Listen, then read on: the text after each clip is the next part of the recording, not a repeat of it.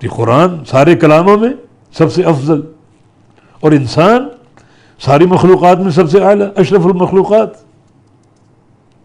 خلق الانسان، انسان کو پیدا کیا، اور اس کی خلقت جو ہے وہ بھی اللہ رب العزت کی ایک عظیم قدرت کی غمازی کرتا ہے. کس طرح انسان کو ایک پانی کے قطرے سے بنایا. یعنی پانی کا قطرہ کوئی دیکھ کر کہہ سکتا ہے کہ اس سے ایک انسان متولد ہو سکتا ہے؟ اس قطرے میں رب تعالیٰ کے کیا کیا راز ہیں کون جان سکتا ہے؟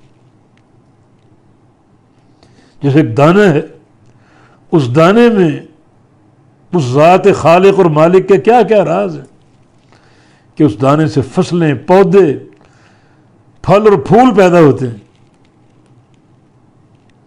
تو انسان کی خلقت بھی اس کی ایک عظیم اور عجیب قدرت کی نشانی. اور علمہ البیان، اس نے سکھایا اس کو بیان. یہاں علمہ کے دونوں مفعول مذکور ہیں.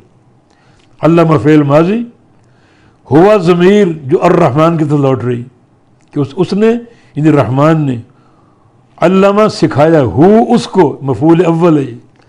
کس کو؟ انسان کو. یہ ضمیر کا مرجع الانسان ہے. کیا سکھایا؟ البیان مفعول ثانی. نطق اور گویائی، بولنے کی، بیان کی قوت انسان کو عطا فرمائی. تو انسان اس قوت گویائی سے اپنا ما فی الضمیر ادا کر سکتا ہے. کیا کہنا چاہتا ہے، کیا بتانا چاہتا ہے، کیا خبر دینا چاہتا ہے، یہ قوت گویائی سے ممکن. یہ قوت گویائی اگر نہ ہو تو انسان اپنا ما فی الضمیر ادا ہی نہیں کر سکتا. کیا چاہتا ہے وہ بتا ہی نہیں سکتا. یہ قوت گویائی در حقیقت انسان کو ساری مخلوقات سے متمیز کرتی، جدا کرتی.